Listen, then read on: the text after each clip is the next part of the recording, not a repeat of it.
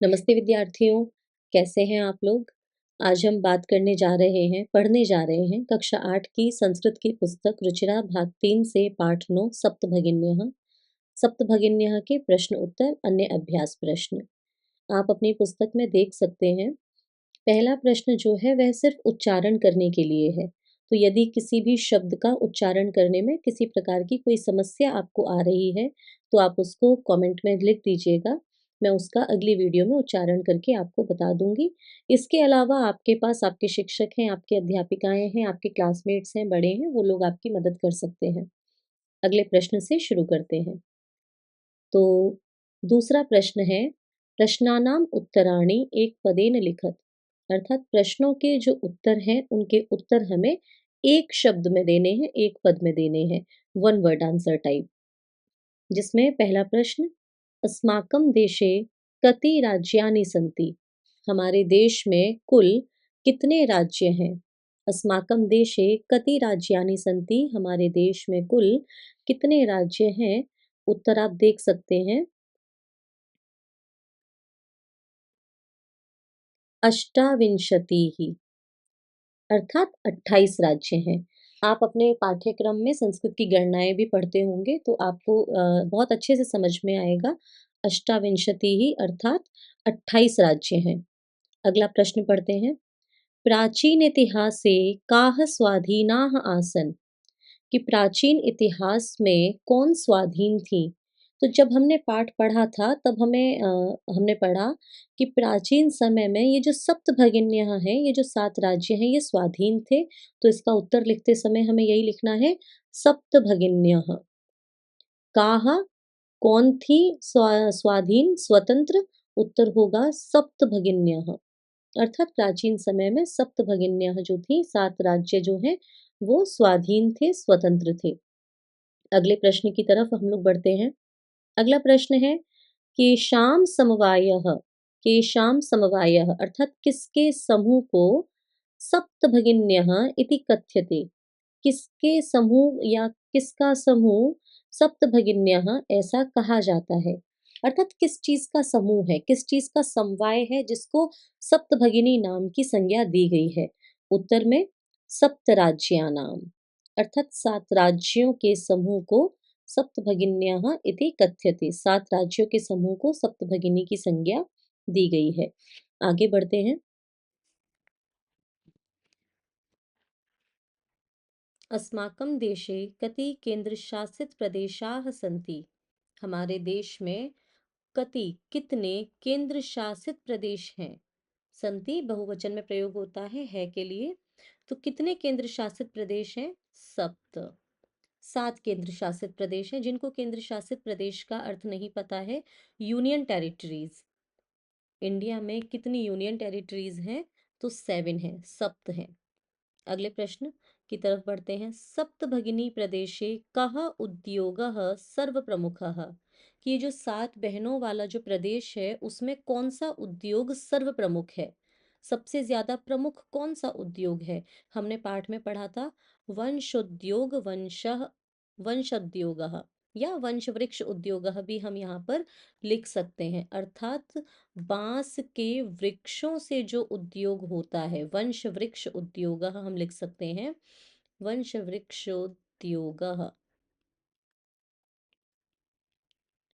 अर्थात बांस के वृक्षों से जो उद्योग होता है, जो व्यापार होता है, वह वहां पर सर्व प्रमुख है। अगले प्रश्न की तरफ बढ़ते हैं। पूर्ण वाक्येन उत्तराणि लिखत। अर्थात अब जो प्रश्नों को पूछा जा रहा है उनके उत्तर हमें एक शब्द में नहीं देने हैं, एक पूरे वाक्य में हमें उत्तर देने हैं। प्रश्न पढ़ते हैं। भगिनी सप्तके, भगिनी सप्तके कानि राज्यानि सन्ति। कि ये जो 7 बहनें हैं ये किन राज्यों को कहा जाता है? तो उत्तर में हम देख रहे हैं, भगिनी सप्तके 7 बहनें, अरुणाचल प्रदेशः, असमः, मणिपुरम, मिजोरमः, मेघालयः, नागालैंडः, त्रिपुरा चेति सप्तराज्यानि सन्ति। अर्थात भगिनी सप्तके 7 बहनों की संज्ञा अरुणाचल प्रदेश, असम, मणिपुर, मिजोरम, मेघालय, नागालैंड, त्रिपुरा इनको दी जाती है। आगे बढ़ते हैं। इमानि राज्यानि, इन राज्यों को सप्तभगिन्यः इति किमर्थम कथ्यन्ते, इन राज्यों को सात बहनें क्यों कहा जाता है। सप्तभगिन्यः इति किमर्थम कथ्यन्ते, किमर्थम अर्थात किस लिए, क्यों कहा जाता है, क्यों कहते हैं। तो उत्तर है प्रयोगो अयम प्रतीकात्मको वर्तते, अर्थात ये जो बात है, ये जो कहा जाता है बड़ा प्रतीकात्मक है, लाइक प्रैक्टिकल है। क्यों है। कदाचित् सामाजिक सांस्कृतिक परिदृश्यानाम इमानी उक्तोपाधिना प्रथितानि, कि कदाचित, कि हो सकता है किसी तरह से सामाजिक सांस्कृतिक परिदृश्य जो हैं, इनकी अगर यदि हम समानता देखें, सामाजिक तौर पर यदि हम सप्तभगिनियों को देखें, हम सांस्कृतिक रूप से यदि हम देखें तो क्या होगा, इनमें बड़ी समानताएं हमें नजर आएंगी। और जब समानताएं नजर आएंगी, इसीलिए इमानी उक्तोपाधिना प्रथितानि, ये जो है ये उपर्युक्त उपाधि से, सप्तभगिनी की उपाधि से प्रथितानि अर्थात प्रसिद्ध हैं। आगे बढ़ते हैं।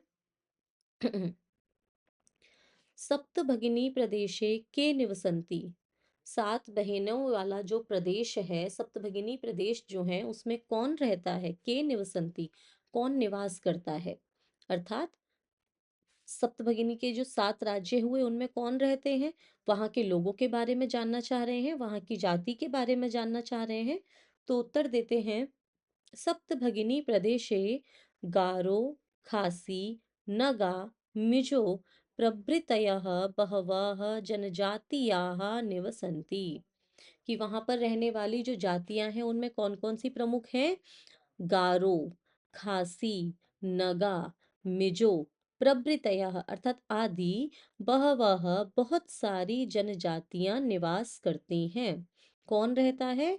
गारो, खासी, नगा, मिजो आदि बहुत सारी जनजातियां वहां रहती हैं। आगे बढ़ते हैं। एतत् प्रादेशिकाः कहि निष्णाताः सन्ति। यहाँ के जो लोग हैं, इस प्रदेश के जो लोग हैं, कहीं किसके द्वारा, किसमें निष्णाताः सन्ति, किसमें निपुण हैं।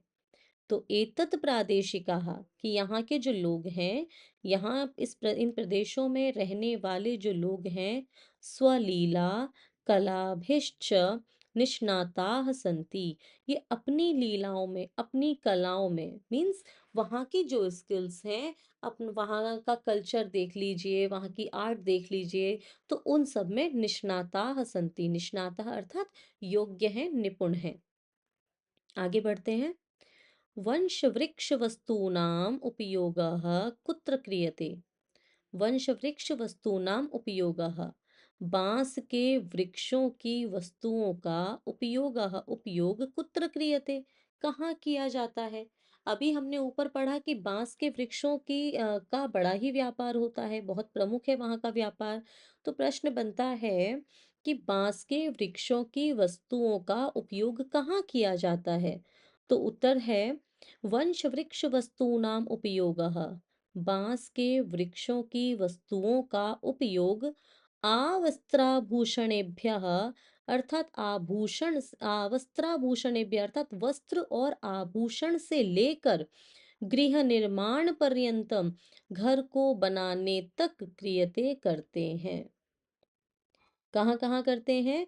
वंश वृक्ष वस्तुओं का उपयोग अर्थात बांस के वृक्ष से जो वस्तुएं बनती हैं उनका उपयोग आवस्त्राभूषणेभ्यः वस्त्र और आभूषण से लेकर गृह निर्माण पर्यंतम घर बनाने तक में क्रियते किया जाता है। ये हो गए हमारे पूर्ण वाक्य के उत्तर। आगे बढ़ रहे हैं। रेखांकित पदम आधृत्य प्रश्न निर्माणम कुरुत। जब भी प्रश्न निर्माण करना होता है, मैं एक सिंपल सी ट्रिक आपको बोलती हूँ, ट्रिक बोल दें, थोड़ी सी मेहनत होगी, वो बोल दें कि जो किम शब्द रूप हैं तीनों लिंगों में, उसको आप याद करके रखिए। जो बच्चे कक्षा 8 में पढ़ रहे हैं और जिनको 9वीं 10वीं में संस्कृत नहीं लेनी है, हो सकता है वो ना पढ़ें, लेकिन जो आगे भी संस्कृत को लेकर अपना अध्ययन करना चाहते हैं, पढ़ना चाहते हैं, वे किम शब्द के तीनों लिंगों के रूप को याद करें, ताकि इससे संबंधित आपके सारे प्रश्न सही हों, कोई कुछ भी गलत ना हो। बढ़ते हैं प्रश्न की तरफ। वयं स्वदेशस्य राज्यानां विषये ज्ञातुम इच्छामि। एक स्टेटमेंट है। वयं हम सब स्वदेशस्य अपने राज्य के अपने देश के राज्यों के विषय में जानने की इच्छा रखते हैं। अब यदि मैं इस स्टेटमेंट को इस वाक्य को संस्कृत में ना लिखकर हिंदी में पूछूं कि हम सब अपने देश के राज्यों के विषय में जानना चाहते हैं, और यहाँ पर अपने देश वाली जो बात है इसको अंडरलाइन कर दूं, तो हिंदी में उत्तर भी यही बनेगा। हम सब किसके राज्यों के विषय में जानना चाहते हैं? किसके राज्यों के विषय में? किसके? कस्य। हिंदी से तो हमने इस तरह से समझा कस्य। दूसरी जो ट्रिक बच्चों को समझाई जाती है वो ये है कि स्वदेशस्य, जो प्रत्यय लगा उससे पता चल गया कौन सी विभक्ति लगेगी। स्य लगा अर्थात षष्ठी विभक्ति, तो हम यहाँ पर भी षष्ठी विभक्ति लगा देंगे कस्य। वयं कस्य राज्यानां विषये ज्ञातुम इच्छामि। आगे बढ़ते हैं। सप्तभगिन्यः। सप्तभगिन्यः प्राचीनेतिहासे प्रायः स्वाधीनाः एव दृष्टाः। सप्तभगिन्यः 7 बहनें प्राचीन इतिहास में प्रायः स्वाधीन ही दिखाई देती हैं। अब हिंदी में भी समझ में आ रहा है कौन दिखाई देती हैं, तो काहा। बहुवचन में पूछा गया है, इसीलिए यहाँ पर भी बहुवचन में उत्तर दिया गया है। स्त्रीलिंग में पूछा गया है तो उत्तर भी स्त्रीलिंग में दिया गया है। सप्तभगिन्याः प्राचीन इतिहासे प्रायः स्वाधीनाः एव दृष्टाः, तो काः प्राचीन इतिहासे प्रायः स्वाधीना एव दृष्टाः। आगे बढ़ते हैं। प्रदेशे अस्मिन् हस्तशिल्पानां बाहुल्यं वर्तते। प्रदेशे अस्मिन्, इस प्रदेश में, हस्तशिल्पानां, हाथ से बनी हुई चीजों का, बाहुल्यम वर्तते अर्थात बहुलता है। बहुलता अर्थात प्रचुरता है, बहुत ज्यादा अधिक मात्रा में हाथ से बनी हुई चीजें प्रयोग की जाती हैं। तो प्रश्न हमारा कहाँ से बना? हाथ से बनी हुई चीजें, है ना। हम यहाँ एक बार और देख लेते हैं। हाथ से बनी हुई चीजें। अब जब हाथ से बनी हुई चीजों को लेकर है तो हमारा उत्तर ये बनेगा किससे बनी हुई। क्योंकि षष्ठी विभक्ति बहुवचन है, तो केशाम, हमें भी षष्ठी विभक्ति बहुवचन लगाना होगा प्रश्न निर्माण के समय। हस्तशिल्पानाम बाहुल्यम वर्तते, हस्तशिल्पानाम षष्ठी विभक्ति बहुवचन है, इसीलिए केशाम, षष्ठी विभक्ति बहुवचन। थोड़ा सा अभ्यास करेंगे ये विभक्तियां आपको पहचान में आने लग जाएंगी। आगे बढ़ते हैं। एतानि राज्यानि, इन राज्यों में, तु भ्रमणार्थम स्वर्ग सदृशानि, इन राज्यों में तो भ्रमण करने के लिए मतलब जाना स्वर्ग के समान है ना। इन राज्यों में, ये जो राज्य हैं ये तो भ्रमण के लिए स्वर्ग के समान है, तो किसके समान है? सीधा सीधा प्रश्न बन रहा है, स्वर्ग के समान है, किसके समान है, कैसे है? कीदृशानी, क्योंकि बहुवचन है इसीलिए यहाँ पर भी बहुवचन कीदृशानी। मैं उम्मीद कर रही हूँ आप सभी को समझ में आ रहा है। फिर भी यदि नहीं आए, कोई परेशानी हो तो आप पूछ सकते हैं। यथा निर्देशम उत्तरत। अब यहाँ पर कुछ व्याकरण संबंधित प्रश्न हैं, जैसा जैसा हर प्रश्न में पूछा गया है वैसा वैसा हमें उत्तर देना है। पहला प्रश्न पढ़ते हैं। महोदय मे भगिनी कथयति। एक स्टेटमेंट है। महोदय, महोदया, अध्यापिका जी, मे भगिनी कथयति, मेरी बहन कहती है। अब मेरी बहन क्या कहती है? अत्र, मेरी बहन क्या कहती है इसमें नहीं है, ये एक स्टेटमेंट है। अत्र अर्थात इस स्टेटमेंट में, इस वाक्य में, में जो शब्द है, इति सर्वनाम पदम कस्यै प्रयुक्तम, किसके लिए प्रयोग हुआ है? ये जो में शब्द है, अर्थात जब मैंने कभी कहा हो कि मैं आपको पढ़ाऊंगी, तो मैं शब्द जो है वो किसके लिए प्रयोग हुआ? तो मैंने कहा ना, तो गुंजन के लिए प्रयोग हुआ। ऐसे ही यहाँ पर ये जो स्टेटमेंट थी, ये पाठ में स्वरा ने दी थी, तो स्वरा का नाम आएगा। अब ये स्वरा यई कैसे हो गया?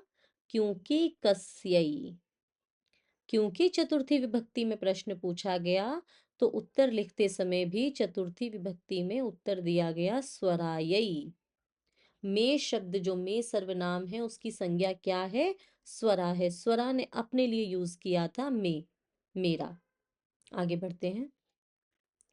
सामाजिक सांस्कृतिक परिदृश्यानाम साम्याद इमानी उक्तोपाधिना प्रथितानि।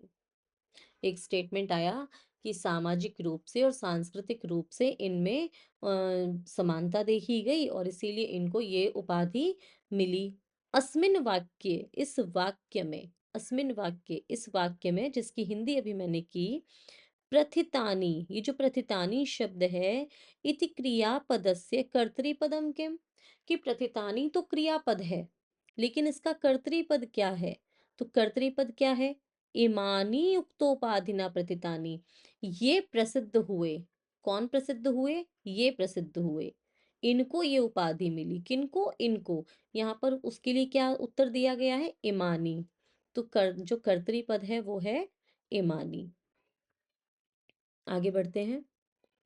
एतेषां राज्यानां पुनः संघटनं विहितम्, अत्र संघटनम इति कर्तृपदस्य क्रियापदम किम। फिर से एक स्टेटमेंट दी है, एतेषां राज्यानां पुनः संघटनम, इन राज्यों का पुनः संगठन हुआ। अत्र संगठनम इति कर्तृपद से क्रियापदम किम, कि संगठन हुआ, संगठन तो एक क्रिया हो गई। अब इसका, सॉरी, कर्ता, ओके, संगठन हुआ, संगठन कर्ता हो गया, क्रिया क्या हुई? हुआ। उत्तर यही है, विहितम, हुआ। आगे बढ़ते हैं। अत्र वंश वृक्षाणाम प्राचुर्यम विद्यते, यहाँ पर बांस के वृक्षों की अधिकता है। अत्र, यहाँ, वंश वृक्षाणाम, बांस के वृक्षों की, प्राचुर्यम विद्यते, अधिकता है, बहुलता है। अस्मात् वाक्यात, इस वाक्य से, अल्पता, अल्पता जो शब्द है, इति पदस्य विपरीतार्थकम पदम चित्वा लिखत, अल्पता शब्द का हमें उल्टा लिखना है।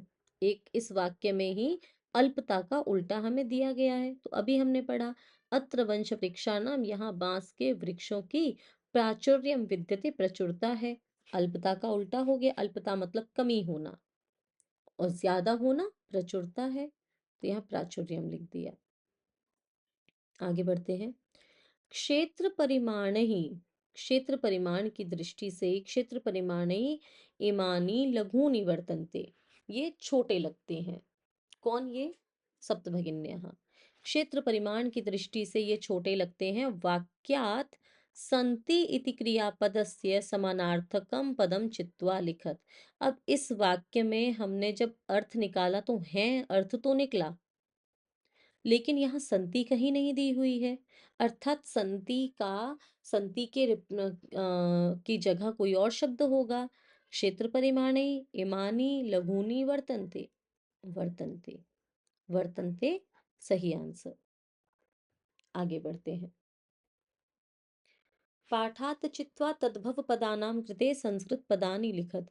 बहुत ही सरल है। आप जब अपने पाठ को पढ़ रहे होंगे, जब आप उसकी हिंदी पढ़ रहे थे तो आपको पता चल गया था, फिर भी आप यहाँ देख सकते हैं। ये सारे हैं तद्भव शब्द और इनके उत्तर हैं यहाँ पर तत्सम शब्दों में। सात को सप्त कहते हैं, बहिन को भगिनी, संगठन को संघटनम, बांस को वंशम, आज को अद्य, खेत को क्षेत्रम। एक दो बार बोलेंगे ना, आपकी वोकेबुलरी खुद से खुद बढ़ने लग जाएगी, आपको संस्कृत के ज्यादा से ज्यादा शब्द याद होने लग जाएंगे। एक बार फिर प्रैक्टिस कर लेते हैं। सात को सप्त, बहिन को भगिनी, संगठन को संगठनम, बांस को वंशम, आज को अद्य, खेत को क्षेत्रम। आगे बढ़ते हैं। भिन्न प्रकृतिकम पदम चिनुत। जब छोटे बच्चे थे, होते थे, तब उनको बहुत दिया जाता था ये इस तरह के प्रश्नों को। क्या प्रश्न है? भिन्न प्रकृतिक पद जो है, कि भिन्न क्या है, ऑड वन आउट क्या है? गच्छति, पठति, धावति, अहसत, क्रीडति। बहुत सिंपल है। जो आपके सब्जेक्ट को नहीं भी पढ़ रहा है, आपकी क्लास में नहीं है शायद, वो भी बता देगा। ये भी लट लकार लट लकार लट लकार लट लकार, ये है अकेला लंग लकार में। आहसत, लंग लकार, ऑड वन आउट। आगे, छात्रः, सेवकः, शिक्षकः, लेखिका, क्रीडकः। फिर से बहुत सरल है। लेखिका, क्योंकि ये सभी क्या हैं, ये सभी पुल्लिंग हैं, ये अकेला स्त्रीलिंग है। आगे, पत्रम, मित्रम, पुष्पम, आम्रः, फलम, शाखा। कई बार बच्चे आम्रह को भी अलग कर देते हैं, क्योंकि ये अम करके है और शाखा नहीं है। लेकिन हम देखें, ये सभी कहीं ना कहीं पुल्लिंग में जा सकते हैं। शाखा पुल्लिंग का शब्द नहीं है, शाखा स्त्रीलिंग। वैसे फलम भी नपुंसक लिंग है, लेकिन जब शब्द रूपों की बात चलती है तो नपुंसक लिंग के रूप भी एक प्रथमा और द्वितीय विभक्ति के बाद सेम ही चलने लगते हैं। आगे बढ़ते हैं। व्याघ्रः, भल्लूकः, गजः, कपोतः, वृषभः, सिंह। क्यों है कपोतः अलग? क्योंकि ये सभी जानवर हैं, ये अकेला है जो कि पक्षी है, कपोतः। आगे, पृथ्वी, वसुंधरा, धरित्री, यानम, वसुधा। उत्तर है यानम। क्यों है? क्योंकि ये सभी कहीं ना कहीं धरती के पर्यायवाची हैं। ठीक है, आगे बढ़ते हैं। विशेष्य विशेषणानाम उचितम मेलनम कुरुत। मैंने सीधे उत्तर ही लिख दिए हैं, आप अपनी पुस्तक में प्रश्न देख सकते हैं। एक तरफ विशेषण दिए हुए हैं, एक तरफ विशेष्य दिए हुए हैं, आपको सही मैचिंग करनी है। तो अयम के साथ प्रदेशः, यह प्रदेश। संस्कृति विशिष्टानाम भारत भूमौ, महत्वाधायिनी संस्कृति प्राचीने इतिहासे एकः समवायः। यहाँ पर कई बार ये भी ध्यान रखना होता है कि विशेषण और विशेष्य की विभक्ति एक ही रहेगी। ऐसा नहीं है कि विशेषण है वो तृतीया विभक्ति में दिया हुआ है, विशेष्य जो है वो प्रथमा विभक्ति में दिया हुआ है। एक ही विभक्ति रहेगी। एकः समवायः। प्राचीने सप्तमी विभक्ति, इतिहासे सप्तमी विभक्ति। महत्वाधायिनी संस्कृति प्रथमा विभक्ति। संस्कृति विशिष्टायां भारत भूमौ, अयम प्रदेशः। इसी के साथ ही पाठ खत्म। तो इसके अलावा कोई भी प्रश्न हो, कोई समस्या हो, किसी तरह की कोई भी शंका हो, आप पूछ सकते हैं, हम उसका उत्तर देंगे। और अगले पार्ट के प्रश्न उत्तर के साथ मिलते हैं अगली वीडियो में। धन्यवाद।